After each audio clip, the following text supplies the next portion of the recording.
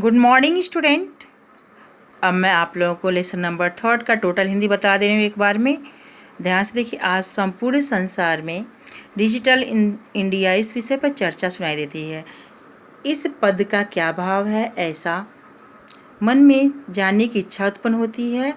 समय बदलने के साथ साथ मनुष्यों की आवश्यकता भी बदलती जाती है। प्राचीन काल में ज्ञान को आदान प्रदान करने का माध्यम मौखिक था। विद्या सुनने की परंपरा पर ग्रहण की जाती थी।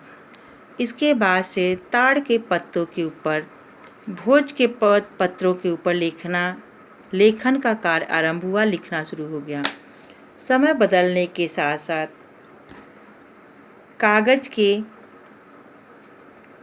और लेखनी के आविष्कार से सभी मन के भावों को कागज के ऊपर लिखना आरंभ हुआ। टंकण यंत्र के आविष्कार से तो लिखित सामग्री को छाप करके बहुत दिनों तक सुरक्षित रखा जाने लगा। वैज्ञानिक विकास की यात्रा आगे भी बढ़ी। आज सभी कार्य कंप्यूटर नामक यंत्र के द्वारा संपन्न हो जाते हैं।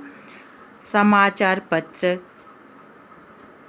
किताब, कापियाँ कंप्यूटर के माध्यम से पढ़े और लिखे जाते हैं। कागज उद्योग में वृक्षों का उपयोग होने से वृक्षों को काटना आरंभ हो गया था, लेकिन कंप्यूटर के अधिक से अधिक प्रयोग के कारण वृक्षों का काटना कम हो जाएगा, ऐसा विश्वास है।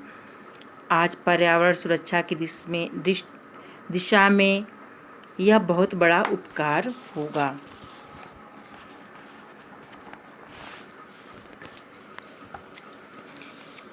अब बाजार में वस्तुओं खरीदने के लिए रुपयों की अनिवार्यता नहीं है। डेबिट कार्ड, क्रेडिट कार्ड इत्यादि सभी जगह रुपयों का स्थान ले चुके हैं।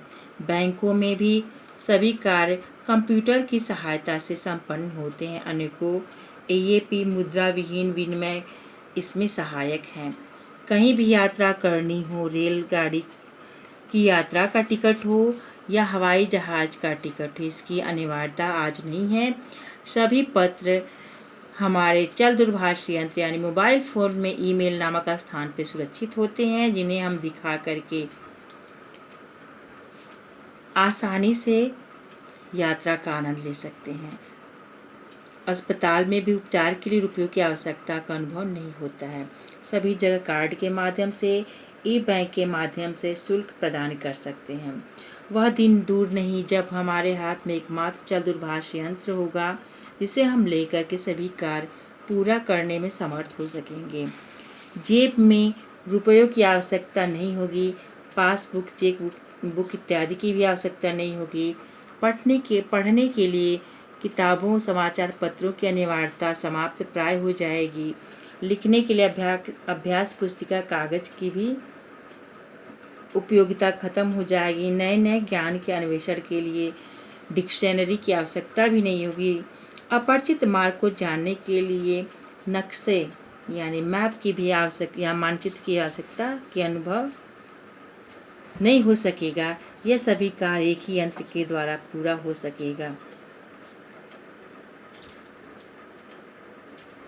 सब्जियां, फल इत्यादि खरीदने में, विश्राम घरों में या होटलों में कर सुनिश्चित करने में, चिकित्सालय में शुल्क प्रदान करने में, महाविद्यालय में शुल्क प्रदान करने में, क्या क्या कहें, अनेकों प्रकार के दान देने में चल दूरभाष यंत्र ही बहुत बड़ा सहारा होगा। डिजी भारत, इस दिशा में हम भारतीय तो तीव्र प्रगति से आगे बढ़ रहे हैं।